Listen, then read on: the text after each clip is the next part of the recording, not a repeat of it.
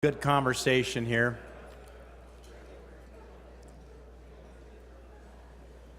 All right, thank you. By the way, I gave a brief shout out to the team. I don't know if you noticed, right when we broke for lunch, we had our staff coming together for a staff photo, but I'm very grateful for the team I get to serve with every day as we try to bring the culture and the values of true service to the people of Montana. And speaking of that, by the way, just a shout out to the timer team here. Nate Williams, another veteran here, served in the Air Force, a native of Sidney, Montana, and we just opened up our first office, in fact, the first congressional office ever to be in Sidney, Montana. We opened up here last week, and Nate's staff sat. And then Carrie Kent is sitting next to Nate. Carrie Kent was the Chief Master Sergeant at Malmstrom Air Force Base and retired and joined our team. So you can tell why this is running like clockwork. You've got two U.S. military veterans here who are running the show here today. And lastly, just one quick shout out to Nate Adams. Nate's been kind of the leading the effort in the staff here. When we gave Nate the assignment 6 months ago to go figure this out and put together the event, I'm very proud of the fact Nate's here out of our Billings office. A lot of us grew up in Bozeman with the Adams family. His dad was part of the DARE program. Their Officer Adams, now a judge. But Nate's a graduate of Annapolis and was also in the Marine Corps for many years and then joined our team. So we are grateful for the support here, the team here to pull this all off. I now want to introduce Rob Gramlich. Last week I discussed and I told you about visiting the MDU wind farm there outside of Baker. Many of us as Montanans now, as we drive around the state, you see these amazing landscapes of a wind farm. Certainly the one by Judith Gap is one I oftentimes see when I'm headed off to either chase antelope, elk, or mule deer in that part of the state. And we've seen how wind contributes to Montana's all-the-above energy portfolio. That's why I'm very excited to introduce to you our next keynote, Rob Gramlich. Rob Gramlich is Senior Vice President for Government and Public Affairs at the American Wind Energy Association. Rob joined AWEA in 2005 and oversees the organization's research, their state policy, regulatory, and public affairs programs. Please give a warm welcome to Rob Gramlich.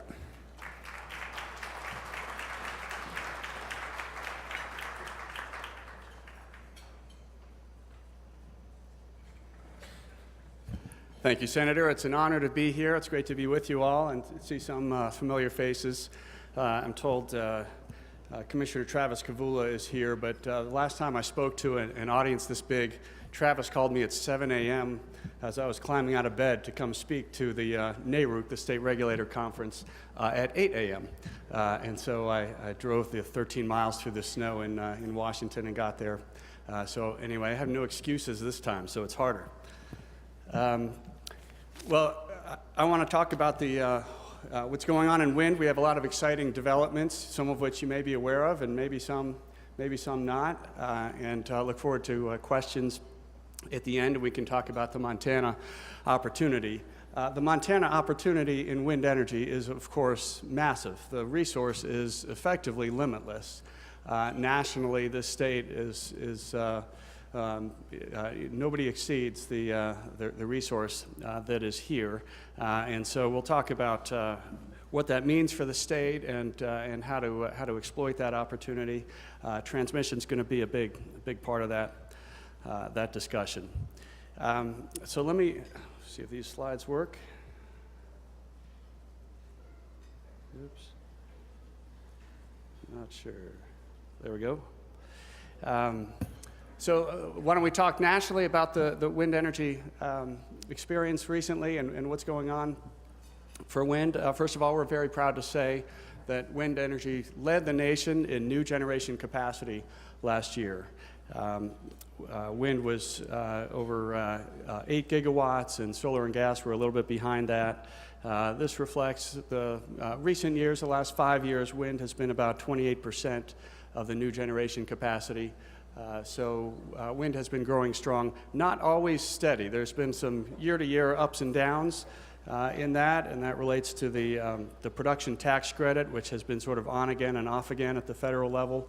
We're going to talk about that. There's a 5-year with a glide path policy now in place, so hopefully some of that up and down uncertainty is a thing of the past. We are up to 75 gigawatts of capacity across the country. You can see on this map, you probably can't read the numbers, but the darker blue states are the ones with the highest capacity. Texas leads the way.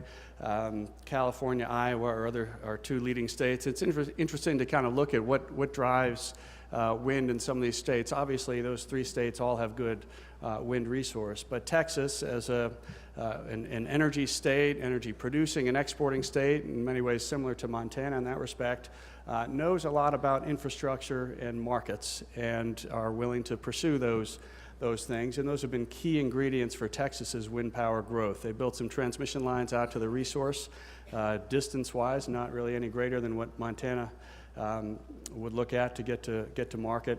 But they did that, and they have an open competitive wholesale market where you can buy and sell electricity and pool it all together. The variability of wind is not a concern there because you got so many gas generators, you got demand response, you got other flexible supply around the state, so it all balances together on the grid. So that's the Texas experience. Iowa is also part of one of these regional markets, and that helps a lot, and they've built a fair amount of transmission in the Midwest as well. So with the infrastructure and markets, you really get a lot, and obviously in both of those cases, you've got a lot of farms and ranches where you can put the wind projects, and the landowners love it, the rural communities love the property tax base that comes with it. So it's been a real success story in those states. And of course, California is a little bit different story, reflecting how, at least in the case of wind energy, the interest and the support for wind and renewables sometimes varies. Some states it's more about economic development, some states it's more about greenhouse gases and clean air, but there are a lot of different reasons, I think, to move forward with it. Reliability. Let's say a little bit more about how the integration works. I mentioned Texas with their open competitive market. So Iowa's over 30% of their annual electricity is from wind now. So if you don't sort of want to go any further into the details of how the grid works, at least you can, I think, sort of rest assured that you can get almost a third of your power from wind. Today it's being shown in Iowa and a number of European countries without any reliability problems. The lights stay on, the system works perfectly well. It's a much longer conversation to show how that operates with generators that might be 3 or 4 states away that are dispatched by the grid operator. But again, suffice it to say, you can do much higher penetrations than maybe had been thought by a lot of utilities a few years ago. And so states like Iowa are leading the way in showing how that is done. State policy is a big driver, and more broadly, sort of what customers and ratepayers and utilities want. And in the power sector, greenhouse gas reduction is a significant issue, and for different, sometimes similar but different reasons. Just growing renewables is of interest. And so certainly in this region, and this is part of an integrated Western market along the coast, Oregon, Washington, and California, want a lot of renewable energy in their mix, and they are willing to buy a fair amount of that out of state. So that's a big part of the opportunity, again, for this state. As well, Montana has its own renewable standard, which has now been passed. It's a 15% by 15, and we're past that, but that has helped get things going here. Cost of wind, cost of renewables has always been the major issue and concern for utilities, ratepayers, consumers. The good news is for wind, and it's, I think, true for solar PV as well. Costs have come down by about 2/3 just in the last 6 years. So the clean energy, low carbon solutions are becoming more and more cost effective, and that's allowing basically integration of high levels of renewables without any rate increase, and that's happening across the country. In fact, nationally, rates have gone down. Real electricity end user rates have gone down while renewables have vastly expanded. In the wind energy case, this graph shows the major reason for that, which is the scale. Size matters in wind. Capturing the larger swept area from these larger rotors allows a lot more power output, so the productivity or capacity factor of the wind turbines has been growing quite dramatically as they increase in size, and so that allows basically more kilowatt hours without too much increase in cost, so the cost per kilowatt hour comes down. Where are we going on cost? We think further cost reductions are very feasible. It relates to some extent to further scale increases, but also the technology and the we have smart turbines, we have smart everything in our economy now, and the turbines are getting very smart in terms of how they operate. So that's a source of reductions. Gas prices, who knows? There's been a lot of discussion of that today. Who knows where they will go? But wind is becoming very cost competitive. So we're thinking, sometime by early next decade, we'll be fully cost competitive with all new sources of generation in the market. Of course, wind and gas fit very well together. In particular, the dispatchability of gas plants helps a lot for integrating renewables. So while there's really no scenario where there's not going to be a lot of gas, there's certainly going to be a lot of gas, and there's going to be, we think, a lot of renewables as well. So I think we're looking at a big gas renewable future pretty much in every region of the country. A little more on cost, just to put them all against each other on a cost per kilowatt hour basis. The circled one is wind, and you can see where our costs fall relative to all the other generation sources. This is sort of $30 to $80. Of course, Montana would be on the lower end of that. The darker blue lines are fuel price uncertainty. This is from Lazard. But of course, with renewables, you don't have fuel cost uncertainty. So a big selling point for utilities, and increasingly we're getting a lot of large corporate buyers, a lot of Fortune 50 and 100 companies who want to buy wind directly. They like the hedge nature, the risk-free nature, where if you sign up for a long-term contract now, you know what you're getting for 25 years or more. So that's a great benefit cost-wise. It's not only the current cost, but the known fixed cost, like a 30-year fixed rate mortgage on your house. Turning to jobs, again, one of the major benefits of wind is growing employment in the country. We're up over 70,000 jobs in the country. We have largely insourced the manufacturing of wind turbines. About 2/3 of the value of a wind project is made in the USA. We did a big round of that in the end of last decade, 2008, 2010. A lot of manufacturing plants came here, and then the associated supply chain, the gears, bolts, blades, towers, et cetera, has largely come from here. So that's a big part of it, as well as actually the biggest growing sector of the wind industry is in the operations. We have 75 gigawatts now that need to be maintained, and so that's a big field, and that's why actually the Department of Labor has the number one fastest growing job in the country is wind technician. So that's a great story, I think, about wind job growth, and I know there's some good programs here in Montana. The Montana State University of Great Falls has a renewable energy technician program, so there's a lot of programs like that who are turning out really good candidates for these very well-paying jobs. Rural economic development is a major appeal. I mentioned Texas and Iowa and their interests and the benefits and stories they have. If you add up the numbers, we're looking at about $2 million of annual lease payments right here in Montana. Nationally, over $200 million in lease payments. And one of the key things is what communities is this happening in? And these are largely very rural communities, and generally have lower than average incomes, and so in fact it's about 2/3 of the projects are in communities with lower than average income in rural areas, and so that corresponds to the lease payments there are going. So about 150 of those $220 million are going to owners in lower income communities. So it's a great rural economic development story when there's often challenges in development in those areas. Let me just move on. Another issue with electricity is water consumption, probably sometimes the most underreported issue. There are, making electricity from most sources requires a lot of water for cooling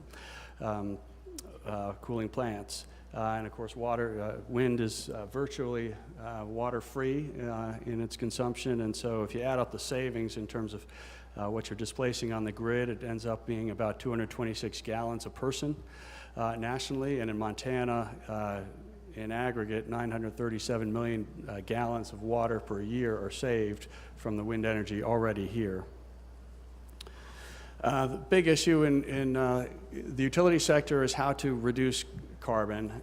Most utilities, if not all around the country, are figuring out how do they provide low-cost, reliable power and also reduce emissions. So that is the, sort of the product that is desired in the utility sector. And again, for markets both here and around the West, that's going to be a big product. And wind is displacing a lot of carbon, and it does it on a sustained basis. I mean, you put up the wind farm, it's going to be operating every time the wind blows, and it's going to be displacing carbon on the grid on a sustained basis, not just on relative prices, this week or next, but for the entire life of that plant. To get into policy just a little bit, I mentioned the production tax credit. This has been a major driver of the industry in our entire history. The issue with it has been it's been on again and off again and extended at a year at a time or 2 years at a time, which has been a major headache, especially for our manufacturers. They're trying to employ sometimes 4,000 people. Building turbines, and they don't know 1 year to the next whether they're going to have to lay them all off or hire them back, and that's what's been happening. But Congress just extended the PTC for 5 years with a declining schedule, so at least we have some predictability in the market, and for the next few years, I think we'll see a little more stability. And hopefully that matches up with kind of the pickup in demand, so by the end of the decade with our costs coming down and pick up in demand, hopefully we'll have a pretty smooth market. Now let me say a little more about the Montana opportunity, which is really dramatic. We did a study with working with the Department of Energy. Let me go back there.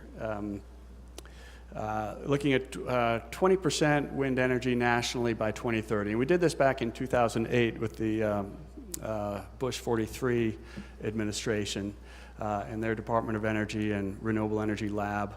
At the time, people thought 20% was crazy and that it was a pie-in-the-sky type of number. Well, if you look at the green bars here, we're really pretty much following that exact track that was laid out in 2007 and 8.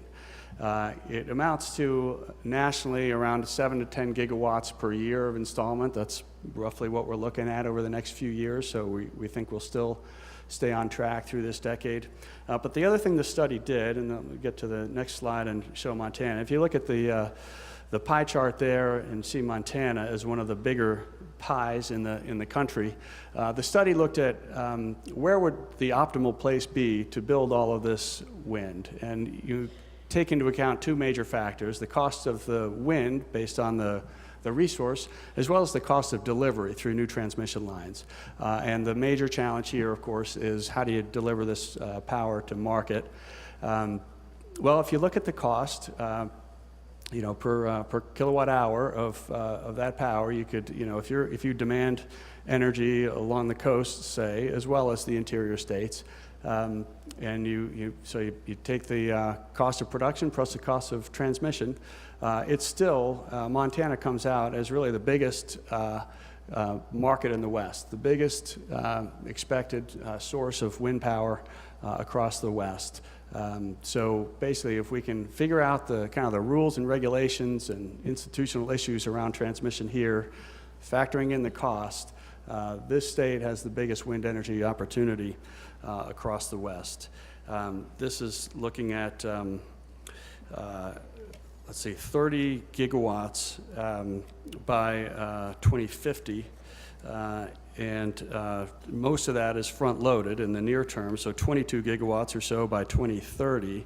That amounts to around a gigawatt a year for this state, which is a couple $2 billion of investment per year. Again, if we can solve some of these transmission challenges, that's the economic development opportunity we're looking at, and that's really massive. I mean, nationally, not many states get to even drool about that.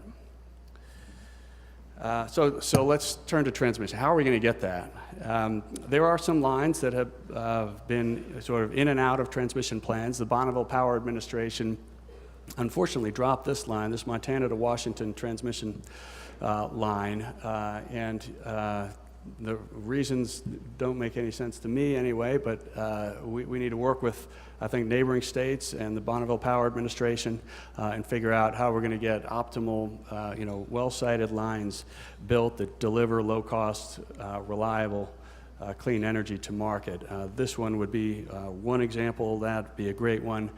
So we need to figure out how to move that forward. There are also some sort of institutional barriers that we in the FERC world, and you'll hear from Chairman Bay next, but FERC in Washington has always tried to remove what we call rate pancaking, which is just these toll gate charges that once you cross system 1, you got to pay, say, a $5 megawatt hour charge, and you got to pass system 2, 3, and 4, and that toll gate adds up, and there's no real economic or engineering reason for them. We can get the transmission lines paid for without doing inefficient charges. But there's a big rate pancake right here between separating Montana from its market. And there's no reason for it. Bonneville could remove it, so we need to work together. So if I have any ask here, it's to work with all of you and policymakers here in the state about how do we remove these institutional barriers and get some infrastructure built to deliver Montana's wind to market. And let me close, and then we'll turn to questions. But just one last slide on distributed wind is also a great opportunity for the state, and these are the much smaller scales on your own property, often behind the meter. Wind turbines where you're kind of displacing your own load, and this chart shows that kind of the green lines are the exports. Just in terms of where the small wind market is, it's shifted more to an export market because the demand has not been so strong here in the U.S. Those blue lines are the U.S. Sales, and unfortunately they've been declining. But it is basically an opportunity in places where you've got a lot of open land. You got often space between one property and the next. You don't build it in suburban communities so much. It's more out in the open spaces, and so that's where. And obviously there's a lot of opportunity like that here in the state. Interestingly, in this market, the lease model has become a new opportunity. It's been highly publicized in the solar market with leasing panels on your roof. Well, it's an opportunity in small wind as well that people don't realize so much, but that's certainly something to look into if you or folks have an appropriate site for small wind. That'd be a good opportunity. So why don't I close it there and turn it open for questions, and I'll try to see with these lights who's asking.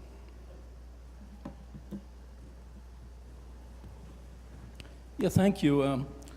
I've listened intently to your description of the potential for wind development in Montana as well as other speakers before you, and it seems inevitable if we're going to reduce our carbon footprint that wind is going to play an increasing role in electrical generation. And Montana apparently has a huge opportunity for this, and so we may see wind development to a magnitude that we've never seen before. My question for you is, how does your association feel about the enactment of a reclamation bonding program, similar to other industries are held to assure the public that at the end of life of these projects, that those facilities can be reclaimed and the land can be returned to its natural condition? Okay, thanks for that question about reclamation. Honestly, I hadn't heard about that. It hasn't been raised. I mean, what happens with wind projects is they, I think in 100% of the cases, they are repowered. So new technology, you know, after 20, 30 years, you'll come in and put new technology on. In either case, even if they did just sort of fully tear it down, the owner of the project is responsible for doing that and take the copper and steel and other materials and you know, sell them off. And then you can take the land and revert it back to its original use. So, you know, it's sort of covered by the current owners of the projects, but I may not fully understand. Again, I haven't thought about that or heard about that, but happy to follow up. I'll be around, you know, for a couple hours, and we could follow up with you or anybody.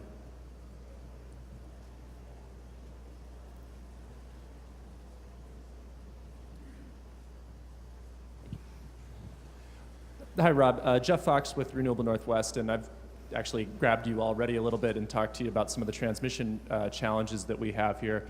But you know, Northwestern Energy undertook the Mountain States Transmission Intertie line. You talked about the Montana to Washington transmission project that is yet to happen. And a lot of these projects have a federal overlay. I don't know if Bonneville Power Administration is here, and perhaps it speaks volumes if they're not. And in the Misty case, certainly the Department of Interior, I think, was the lead agency on citing that line. And my question for you is, if transmission is really the holdup here, you know, what opportunities are there for Montanans to work with federal agencies in order to better and more quickly site transmission lines? And is there any hope on the horizon on that front, I guess? Yeah, well, thanks, Jeff. I think there's a huge opportunity for Montana to work with Bonneville, work with that as a, you know, it's a federal agency, part of the Department of Energy, and certainly there are other interests in Oregon and Washington who are lobbying Bonneville every day and lobbying the delegation in Washington on Bonneville-related issues. So, you know, they need to hear, I think, another side of the story, which is, you know, largely, I think, the rural economic development story opportunity, you know, for this state to deliver power. And it's certainly the type of power that everything Oregon and Washington are doing and saying is that they want low-cost, affordable, and carbon-free power. And to get that, you know, they need transmission. Yeah, they're going to do a fair amount locally, but to meet the targets that they have and the interests that they have, they're going to want to import a lot. And the way to do that is with those lines we talked about and Bonneville's, I think, leadership in that area.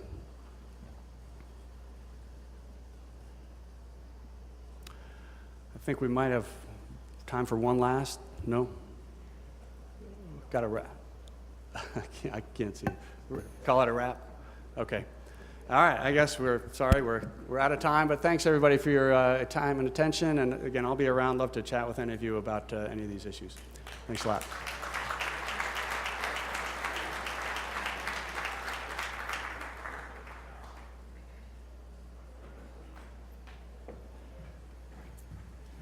All right, time for another panel.